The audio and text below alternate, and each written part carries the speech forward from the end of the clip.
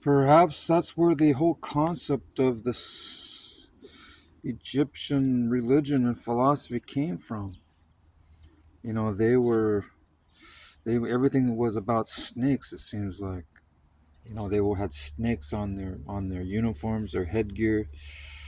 They had snakes everywhere. The Egyptians, you know, and they believed in curses and hexes and trying to appeal to the gods of the underworld.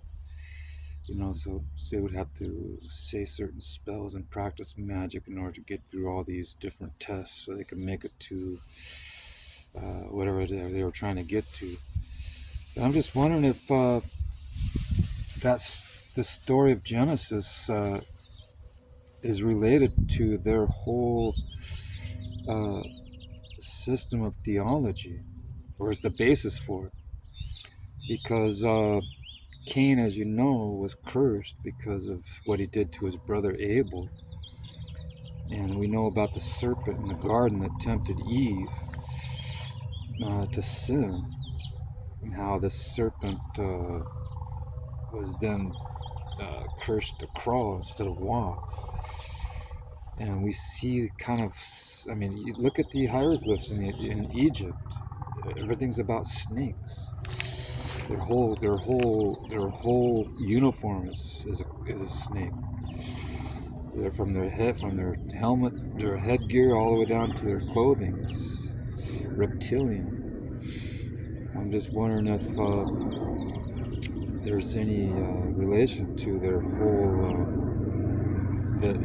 The stories get handed down orally, traditionally, and I'm sure they probably had in their legends the story of Garden of Eden, the original people, because apparently, I guess the Egyptians are the descendants of Cain.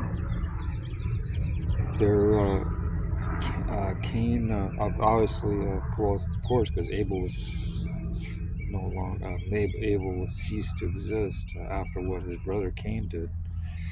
But Cain, I believe, they're the descendants of Cain, and also the descendants of Ham, one of Noah's sons, the Egyptians, or Hamites. So I'm sure that legend has carried that legend of the snake, the serpent, the temptation in the Garden of Eden was familiar with all the ancient cultures.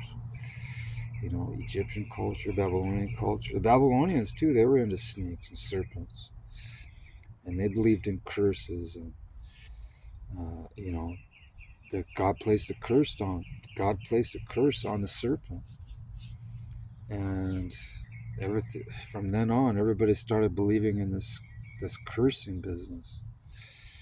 You know, that they placed curses on their tombs. They placed curses in there where and just and they would come up with the magic charms, and they'd wear magic charms and come up with spells in order to protect them from the curse of the serpent.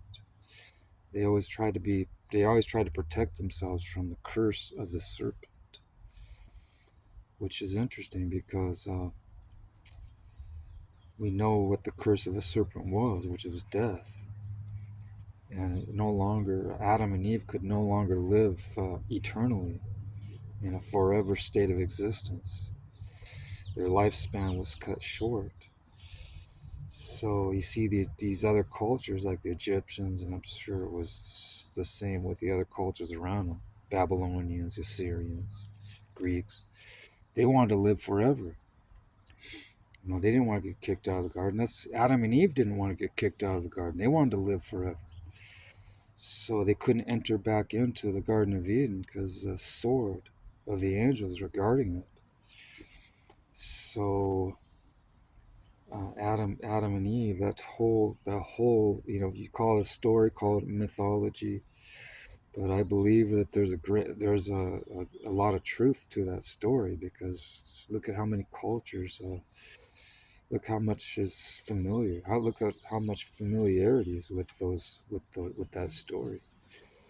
Although slight variations in the versions of it, there seems to be a correlation, relationship to between those different cultural legends and traditions.